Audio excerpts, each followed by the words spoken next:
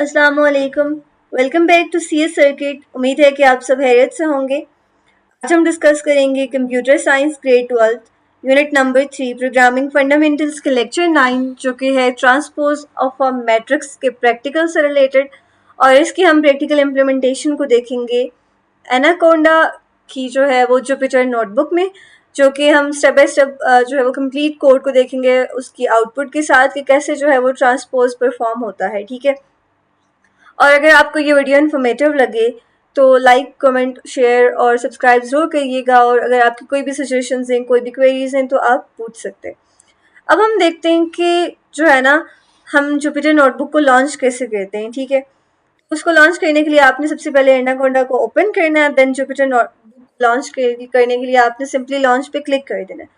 अब क्या होगा कि जो आपका डिफ़ॉल्ट ब्राउज़र है, जैसे यहाँ पे मेरा क्रोम है तो ये क्रोम में जो है वो जुपिटर नोटबुक ओपन हो जाएगी। ठीक है, कुछ इस तरह से आपके सामने शो होगी। कुछ बच्चे कहते हैं कि जो आप कोड लिख रहे होते हैं वो हमें नज़र नहीं आता, ब्लर दिख रहा होता है। तो ऐसा है कि आपने उसके लिए क्या करना है कि सेटिंग्स में जाके वीडियो क्वालिटी में से HD को सेट कर देना है। देन आपको जो है वो कोड बिल्कुल क्लियर शो होगा। ओके, देन यहाँ से अगर आपने न्यू फाइल क्रिएट करनी है तो आप फाइल पे जाएंगे एंड देन न्यू पे एंड देन नोटबुक को सेलेक्ट कर लेंगे।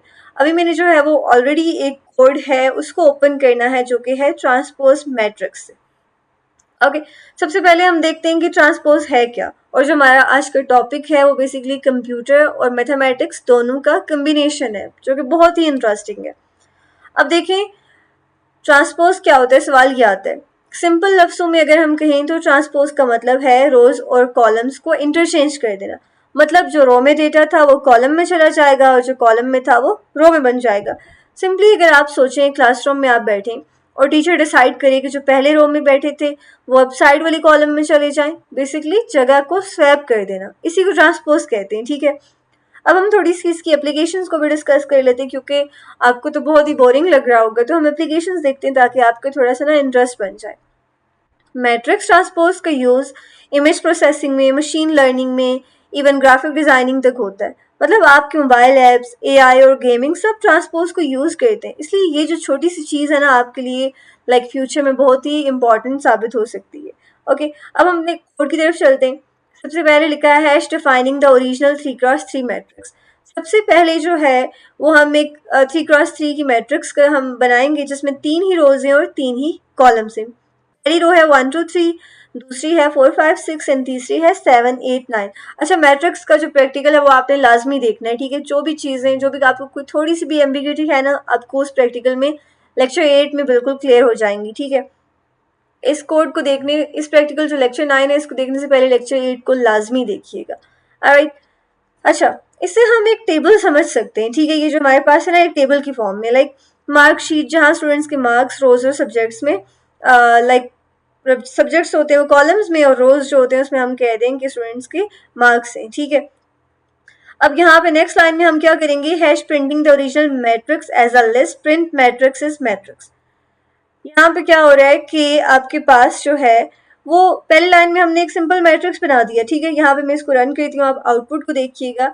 बट अभी आपको ये प्रॉपर मैट्रिक्स की शेप में नहीं दिखेगा, जस्ट एक लाइन में सारा डेटा शो हो रहा है 1 2 3 4 5 6, क्योंकि कहीं से भी आपको एक 3x3 मैट्रिक्स की लुक नहीं दे रहा। ओके, अब हमारा काम असल यहाँ से स्टार्ट हो रहा है, hash printing the matrix row by row, ताकि हमें रो बाय रो शो हो, हमें पता चले कि ये एक मैट्रिक्स की शक्ल तो है। ओके, जो लिखा है ना hash printing the matrix row by row, ये एक कमेंट है। पाइथन में हैश के साथ जो भी लाइन लिखी हुई होती है वो कमेंट होता है, जो कि बेसिकली रीडेबिलिटी को इम्प्रूव करता है, कमेंट प्रोग्राम जो होता है उसकी। और कोई भी नॉन प्रोग्रामर भी उस स्पेसिफिक लाइन ऑफ कोड को देख के समझ सकता है कि इस लाइन ऑफ कोड में क्या चीज़ परफॉर्म हो रही है। जो कंपाइलर होता है ना, अभी देखिए हमने नीचे इतना सारा कोड लिखा हुआ है लेकिन कंपाइलर ने सिर्फ इन्हीं दो लाइंस को, इन्हीं इसी लाइंस को, ये हमारे मैट्रिक्स वाला जो था और प्रिंट स्टेटमेंट को जो है वो एग्जीक्यूट किया है। क्यों? क्योंकि जो हमारा बाकी कोड है वो सारा कमेंट में है। अभी कंपाइलर है वो कमेंट को जो है वो इग्नोर करता है, उसका कोई सरोकार नहीं है। कमेंट्स हमने सब अपनी जो है वो इजी लाइक ईज के लिए लिखे होते हैं कि हमें समझ आ जाए कि क्या है। ठीक है, तो बेसिकली अब हम क्या करेंगे, जो है वो मैट्रिक्स को रो बाय रो प्रिंट करने के लिए हमने जो यहाँ पे क्या लगा दी, एक फॉर लूप लगा दी है।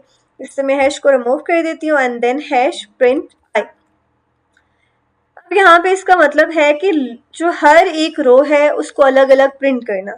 ये जो है ना आपके लिए लाइक आपको समझ आ जाएगी अभी जब आप इसको आउटपुट को देखेंगे। यहाँ पे देखें, अब आपको 3x3 मैट्रिक्स एक नजर आ रही है, 1 2 3 4 5 6 and 7 8 9। ठीक है, अब हमने क्या करना है, हमने जो है चूंकि हमने ट्रांसपोज समझना है अच्छी तरह से, तो आपने यहाँ पे क्या देखना है कि हम एक TRANS के नाम से है ना एक खाली मैट्रिक्स बनाएंगे। ठीक है, जो ट्रांसपोज को स्टोर करेगी। यहाँ पे नीचे से बनाई हुई है मैंने TRANS, जो आपकी बुक का कोड है सेम वही लिया गया जिस इसमें कमेंट्स ऐड कर दिए गए हैं। ठीक है, एंड देन 0 0 0 इसलिए ये कि अभी ब्लैंक है, जिससे आपकी कोई क्वेश्चन पेपर हो, ठीक है, और अभी उसमें आपने क्वेश्चंस को सॉल्व ना किया हो। ठीक है, कोई भी आपने MCQs हैं अभी उनको आपने सॉल्व नहीं किया, शुरू में सब 0 रखे गए। ठीक है, अब बाद में हम इन जीरोस को एक्चुअल वैल्यूज से रिप्लेस कर देंगे ट्रांसपोज का जो रूल है उसके मुताबिक। लेकिन एक चीज सबसे इंटरेस्टिंग अभी मैं आपको करके बताती हूँ। अगर मैं यहाँ पे स्पेस दे देती हूँ और हम इसको रन करके देखते हैं, एक आपके पास अभी आएगा एरर। ठीक है, और वो एरर क्या है हम उसको समझते हैं, क्योंकि अक्सर बच्चों को ये एरर आता है, वो है indentation error. An indent does not match any outer indentation level। अच्छा, एरर्स तो कोड में आते हैं, बट सबसे जरूरी है उनको समझना और उनको फिक्स कैसे करना। इंडेंटेशन जो एरर होता है ना, आप सोचें कि आप स्कूल असेंबली में लाइन बनाकर खड़े, ऑब्वियसली लाइन में खड़े होते हैं, हर क्लास की जो है वो अपनी लाइन होती है, 6 7 8 9 11 12। अगर कोई स्टूडेंट अपनी लाइन से थोड़ा सा आगे या पीछे हो जाता है ना, तो पूरा सिस्टम थोड़ा सा अनटाइनी लगता है। ठीक है, और फिर आपको डांट होती है टीचर से। पाइथन में भी इसी तरह जब हम प्रोग्राम लिखते हैं ना, तो हमें बताना पड़ता है कि कौन सा कोड किस ग्रुप या ब्लॉक में है। ठीक है, किससे बिलोंग करता है। इसीलिए हम लाइन के स्टार्ट में थोड़ी सी स्पेस जो है वो दे देते हैं, जिसे हम कहते हैं इंडेंटेशन।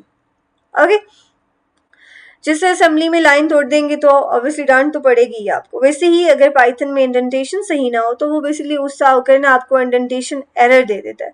इसका सिंपल मतलब है कि कोड को प्रॉपर जो है वो आपने लिखना है ताकि कंप्यूटर समझ सके कि ये लाइन कहाँ बिलोंग करती है। ओके, और ये जो एरर है ज़्यादातर इफ, फॉर, वाइल या फंक्शन लिखते वक्त होता है, जहाँ कोड को प्रॉपर अंदर शिफ्ट करना पड़ता है। इसको फिक्स करने का तरीका सिंपल है, आप हमेशा एक ही स्टाइल को फॉलो करें, या तो स्पेस दें, ठीक है, या फिर सिर्फ टैब्स का यूज़ करें। जो जुपिटर नोटबुक है ना पाईचार्म या VS कोड में, ये तो ईजी है क्योंकि ये ऑटोमेटिकली सेट भी हो जाती है। पाइथन को बताने के लिए बेसिकली कि कौन सा कोड किस ब्लॉक में है, प्रॉपर और जो कंसिस्टेंट इंडेंटेशन होती है वो मस्ट है। ठीक है, सो अभी हम यहाँ पे इसको वापस जो है वो सेट कर देंगे ताकि हमारा जो है वो एरर ना आए, और हम इसको रन कर देंगे।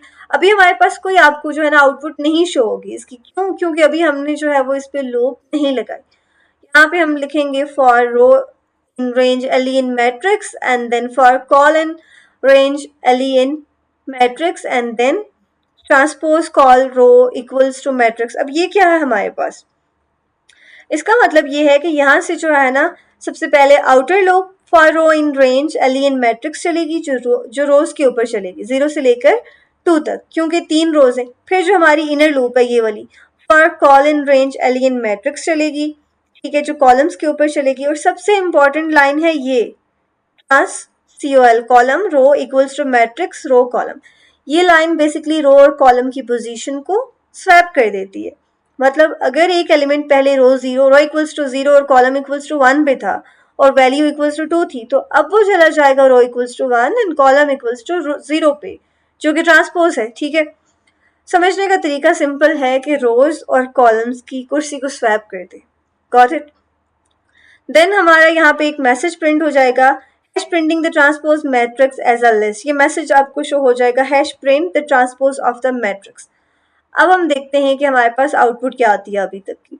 Transpose of the matrix is, अब आप देख रहे हैं आपको इसी रो में जो है वो, अगर आप देखें तो रोज कॉलम में इंटरचेंज हुई हुई थोड़ी थोड़ी फील हो रही होंगी, क्योंकि अभी हमारे पास जो है ना प्रॉपर मैट्रिक्स की शेप तो नहीं आई।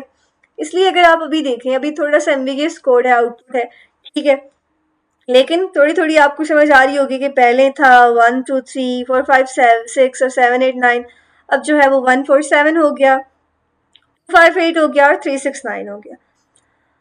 अब हमने यहाँ पे जो है वो क्या करना है कि यहाँ पे जो हमारा लास्ट कमेंट है ना, printing the transpose matrix row by row. अब हमने इसको रो बाय रो जो है वो प्रिंट करना है ताकि हमें एक प्रॉपर 3x3 ट्रांसपोज शो हो। उसके लिए हम क्या करेंगे, फॉर जे इन ट्रांसपोज, ठीक है, जो ट्रांस है ट्रांसपोज के लिए, एंड प्रिंट जे। इसका मतलब क्या है, सबसे पहले हम ये समझते हैं। चूंकि अब हमने रिजल्ट जो है वो उसको प्रिंट करना है, पहले पूरा ट्रांसपोज लिस्ट की फॉर्म में आपको नजर आ गया ये वाला, और लूप चलाने के बाद जो है वो हमें प्रॉपर टेबल फॉर्मेट में नजर आएगा, हर रो अलग प्रिंट होगी। मतलब ओरिजिनल मैट्रिक्स हमारे पास थी, इसको हम रन कर देते हैं। ओरिजिनल मैट्रिक्स हमारे पास थी 1 2 3 4 5 6 7 8 9, और अभी आप देखें ट्रांसपोज ऑफ अ मैट्रिक्स पहले रो में शो हुआ, देन हमने उसको जो है वो रो बाय रो कन्वर्ट किया, तो 1 4 7, ये जो हमारा कॉलम था ये किस में कन्वर्ट हो गया, रो में। जो हमारा दूसरा कॉलम था ये दूसरी रो बन गई, तीसरा कॉलम था तीसरी रो बन गई। समझ में आ रही है बात, ट्रांसपोज इसी को कहते हैं। अब आपने देखा है कि रोज कॉलम बन गई और कॉलम्स जो है वो हमारी रो बन गई, बिल्कुल जैसे सीट्स की जगह बदल गई हो क्लासरूम में। ओके, कोई बच्चे बहुत शरारतें कर रहे हैं, उनको जो है ना स्वैप कर दिया जाए किसी और रो के साथ। ऑलराइट, सो बेसिकली आज हमने प्रैक्टिकली ये सीखा है कि मैट्रिक्स ट्रांसपोज कैसे बनता है पाइथन में। ओके, नॉर्मली तो बहुत आसान है, लेकिन पाइथन में इसको हम कैसे करते हैं। अब देखिए, ये जो छोटा सा कंसेप्ट है ना, ये फ्यूचर में एआई, डेटा साइंस और इमेज प्रोसेसिंग के प्रोजेक्ट्स में आपके लिए बहुत ही हेल्पफुल साबित होगा।